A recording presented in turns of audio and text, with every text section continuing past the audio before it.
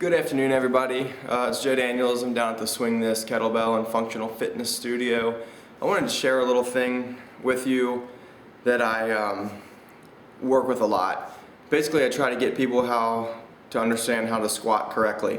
And I'm going to bring up a lot of different tips on this in the coming videos and coming months. One of the first things I do with clients is get them to squat correctly. Basically, what I see a lot of is this. When I first meet a client, I'd say more than 50% of them squat down and this happens. And I might see a few that squat down, then there we go. But mostly it's, what I notice is they can't keep the heels on the ground.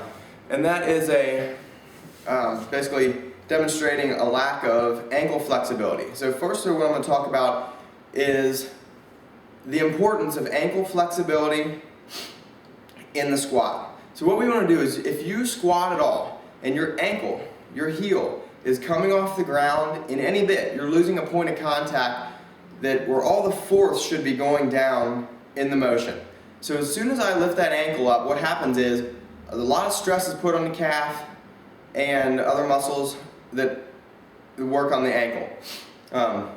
So the first thing I do is, when I see this, if there's not been any breaks or anything like that, I work on myofascial release and lengthening of the tissue of the calf, usually soleus and gastrocnemius. So basically what I do is, instead of just stretching to force the tissue into a lengthened state, this is what let me give you a little example.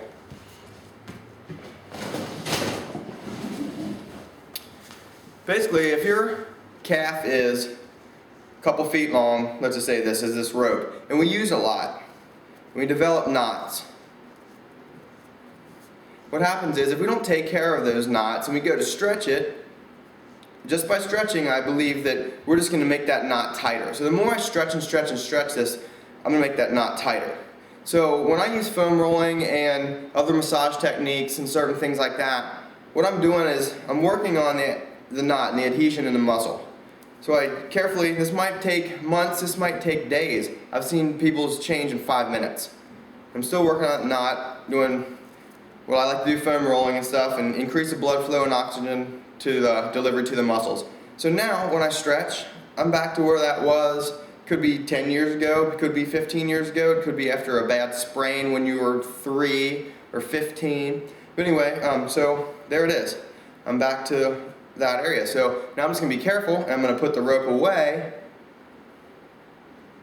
in the same way that I got it out, and make sure, just by doing massage therapy and stuff like that, just to keep myself in good condition. So I'm going to put it away nicely, not just wad it up and stop exercising and there it is. So anyway, the first thing I do is, if I'm squatting, and your squat should be heels stand, I can go all the way down and do a rock bottom squat, my heels still stay on the ground no matter what I do. That one leg also.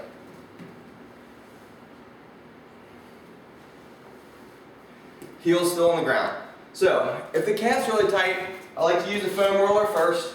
I cross one foot across the other, and I lift up, and I slowly roll across the back of the calf. I already found a spot of tension. So what I'm going to do is I'm going to sit there and relax and let that loosen up. Let the pressure between the roller and and the leg bone just kind of massage that muscle and let it dissipate. I usually shoot for, if I feel an 8 out of 10 on a scale of pain, I try to get that 8 to a 7 and 7 to a 6 and so forth before I move on. You can roll all the way to the back of your knee, and I don't really find anything else. I might feel a warm, tingly sensation, a little bit more blood flow. And once that feels like it's a little bit loose, then I may do a little stretching, but right away,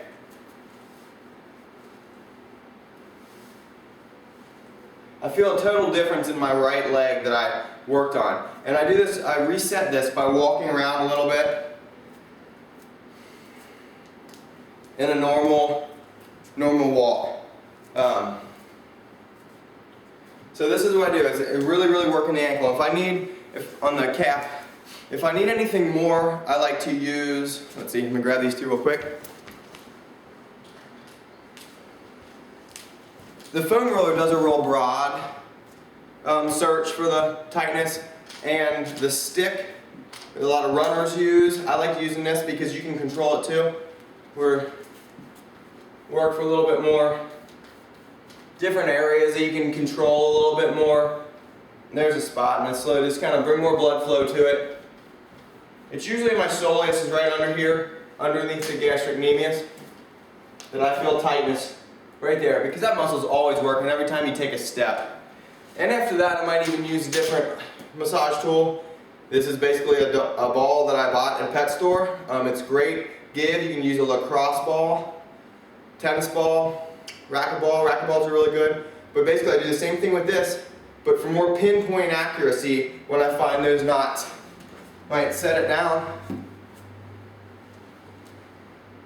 and just find that spot on my calf that the foam roller found, but now it's a lot more intense. And this is more a little bit advanced technique. But once I'm done, I have a lot more range of motion by not being tightened up in the calf area.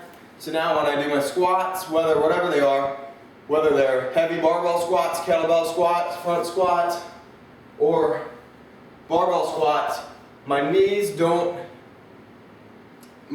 stressed more, my hips aren't stressed anymore because of a lack of ankle flexibility. Now that I have that ankle flexibility, I feel much more solid, I'm much more grounded. So there's my take on how important it is to have ankle flexibility during squats or basically anything else in your daily life.